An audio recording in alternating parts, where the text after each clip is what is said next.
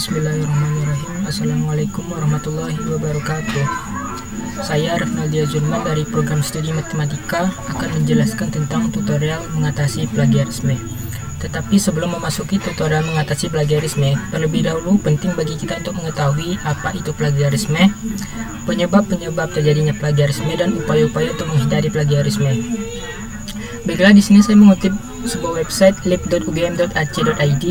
Definisi plagiarisme menurut Peraturan Menteri Pendidikan RI Nomor 17 Tahun 2010 dikatakan, plagiat adalah perbuatan sengaja atau tidak sengaja dalam memperoleh atau mencoba memperoleh kredit atau nilai untuk suatu karya ilmiah dengan mengutip sebagian atau seluruh karya dan atau karya ilmiah pihak lain yang diakui sebagai karya ilmiahnya tanpa menyatakan sumber secara tepat dan memadai.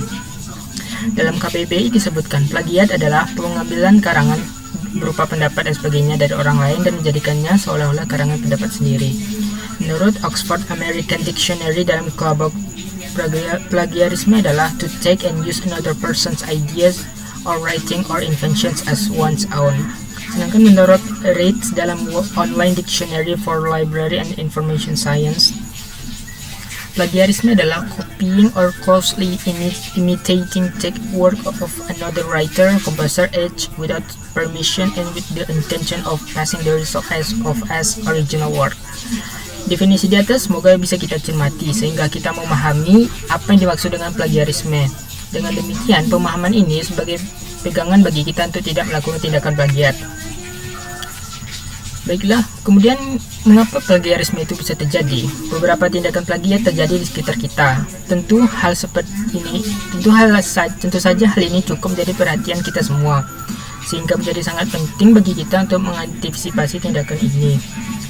Tindakan plagiat akan mencoreng dan memburamkan dunia akademis kita, dan tidak berlebihan jika plagiarisme dikatakan sebagai kejahatan intelektual. Ada beberapa alasan pemicu atau faktor pendorong terjadinya tindakan plagiat, yaitu 1. Terbatasnya waktu untuk menyelesaikan sebuah karya ilmiah menjadi beban tanggung jawabnya, sehingga terdorong untuk copy paste atas karya orang lain. Rendahnya minat baca dan melakukan analisis terhadap sumber referensi yang dimiliki, kurangnya pemahaman tentang kapan dan bagaimana harus melakukan kutipan, dan kurangnya perhatian dari guru ataupun dosen terhadap persoalan plagiarisme.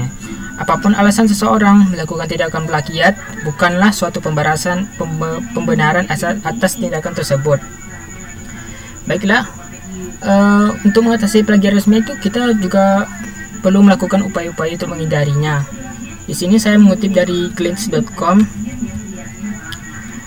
Adapun tips untuk menghindari plagiarisme adalah kenali apa itu plagiarisme. Tadi sudah saya jelaskan juga ya, plagiarisme adalah mencuri ide atau kata-kata orang lain dan mengklaimnya sebagai milikmu. Plagiarisme juga berarti menggunakan kata-kata orang lain tanpa mencantumkan sumbernya. Jadi kita harus menghindari kedua hal tersebut agar hasil karya kita tidak diplagiat, meskipun kadang writer's block terjadi dan menjadi kreatif terasa sulit.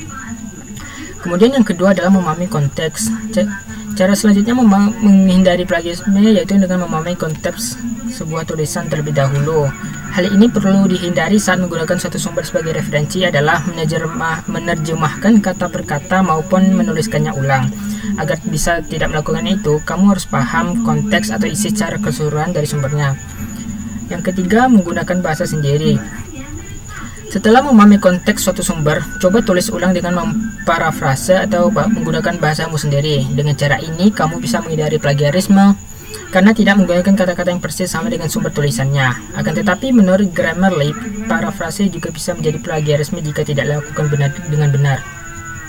Untuk itu, usahakan untuk menggunakan susunan dan kosakata yang berbeda namun masih bisa dipahami dengan jelas untuk menghindari kesamaan tulisan. Yang penting, makna yang disampaikan tetap sama.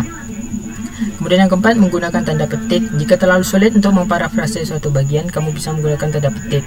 Cara ini bisa membuatmu menghindari plagiarisme jika ingin mengutip kata per kata. Dengan menggunakan tanda petik pada bagian tersebut, pembaca bisa mengetahui bahwa kata-kata yang dicantumkan bukan milikmu. Kemudian yang kelima, mencantumkan sumber yang jelas. Meskipun sudah menggunakan tanda petik, hal lain yang tidak boleh dilupakan sebagai cara penting untuk menghindari plagiarisme adalah mencantumkan sumber yang jelas. Kata-kata siapakah yang kamu kutip untuk tulisanmu? Pastikan informasi tersebut tersaji agar pembaca bisa mengetahui sumber aslinya. Mencantumkan sumber juga tidak bisa dilakukan secara asal-asalan, jadi kamu harus mengikuti tata cara yang benar, khususnya untuk penulisan karya tulis akademis seperti jurnal. Kemudian yang keenam, mengecek hasil tulisan dengan tool cek plagiarisme.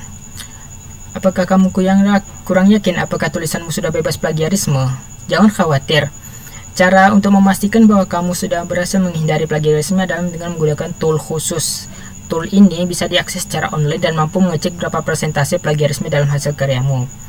Tool cek plagiarisme bisa mengetahui dari mana sumber plagiat yang kamu lakukan, khususnya jika sumbernya dari internet. Idealnya tulisanmu benar-benar 100% bebas plagiarisme sehingga bisa dinyatakan orisinal. Nah, nanti ini yang akan kita praktekkan nanti. Kemudian yang terakhir adalah dengan sering latihan. Tidak mudah untuk langsung bisa membuat karya tulis yang bebas plagiat. Cara agar semakin mahir menghindari plagiarisme adalah dengan terus berlatih. Setelah membuat tulisan, cek dengan tool pilihanmu dan perbaiki bagian-bagian ternyata mirip dengan atau masih sama dengan sumber asalnya.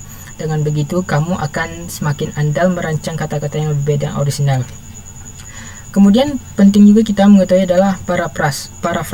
Parafrase adalah penyajian kembali sebuah karya sastra ke dalam bentuk karya sastra lain tanpa mengubah atau bahkan menghilangkan makna dan inti dari karya asli tersebut. Parafrase sebagai pengungkapan kembali suatu tuturan bahasa ke dalam bahasa lain tanpa mengubah pengertiannya sama sekali. Pengungkapan kembali tersebut bertujuan untuk menjelaskan makna yang tersembunyi.